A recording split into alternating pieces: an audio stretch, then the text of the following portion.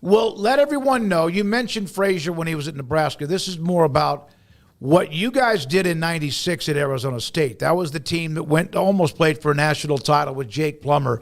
Tell everybody what happened in '95 and what you did, for those who don't remember, the following year in Tempe when you just swarmed them.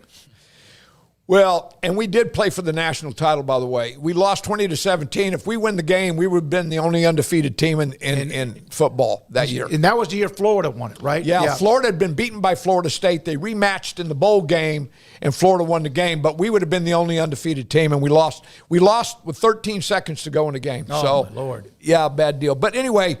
Thanks for bringing that up, by the way. Yeah. In '95, we went to Nebraska, and they beat us 70-28, I believe.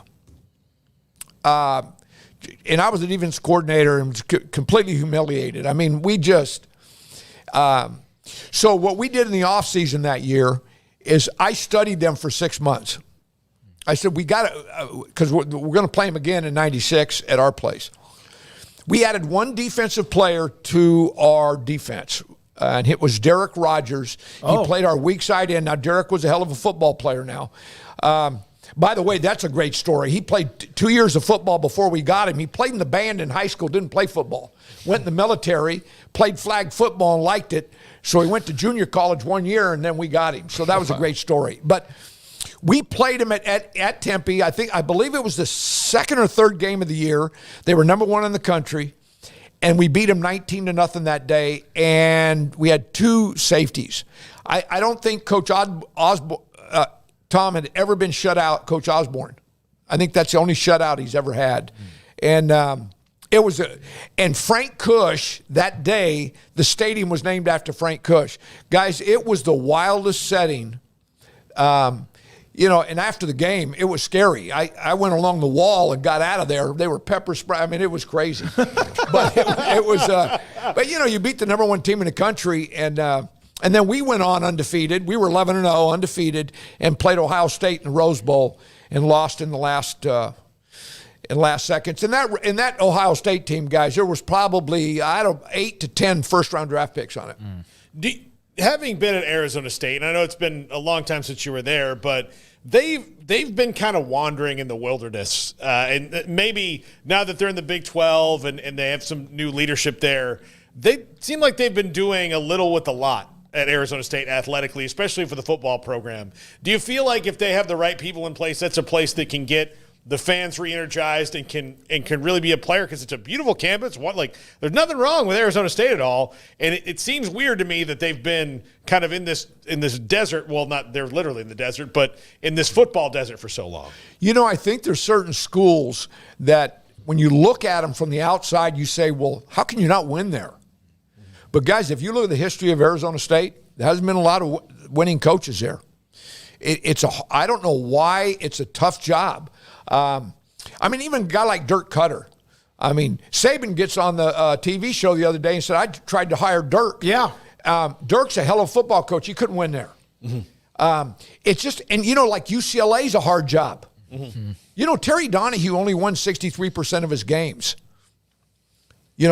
That's all he won at UCLA. And everybody thinks he had this, he won, close to 80%. And so Dick Tomey won 63% of his games at Arizona, and they fired him. Terry Donahue got a lifetime contract. With 63%. With 63%. So yeah. There's certain places that are harder to win at. Why, I don't know. And I think Arizona State's one of those jobs. You coached Pat Tillman. I did. And we all know the story, and that he was killed in action, friendly fire, I think it was, too. But you coached him. What was he like as a football player? Because I remember him. He was fierce. He was good. And not a surprise that he did what he did. Pat was probably the most interesting guy I've ever coached. He was good looking. He was a straight A student. He cussed like a sailor. He had when I went to recruit him, he had a police record. And so I looked into it, and he was fighting in bars as a teenager, like a fist fight. You're talking about defense. the most unique guy. So I'll tell you this story. the head coach comes in my office. We were at Arizona State, the stadium. We were on the 6th floor, which is the highest floor in the stadium, in the building, in the stadium. And Bruce Snyder comes into my office and slaps down a magazine on my desk, and it's Pat sitting on something. And madder than hell. He says, Snow, get this stopped. I said, Coach, what are you talking about? He said, he's sitting, and he walks me over to the window, and I don't know if you've ever been in Sun Devil Stadium. Yeah, I was there when Nebraska beat Florida. You know the light standards? Yep. Mm-hmm. Every Thursday, he walked up the light standard and sat on the top of it. Guys, with no safety net, no ropes, every Thursday. So that video was from a helicopter, or that picture was from a helicopter that took him sitting up there. Oh, wow. And he'd go up there every Thursday. He would jump off bridges 60, 70 feet. I said, Pat, dude, what are you doing? He said, Snow, anything that I'm scared of, I go do. I don't want to be scared of anything. He was the most unique player I've ever coached. And you talk about tough and a football player. Well, I mean, I did not know any of those stories. I just knew he was a really good football player. And then, of course, the story about him entering the military. I mean, everything you talked about, it fits to it perfect. Yeah.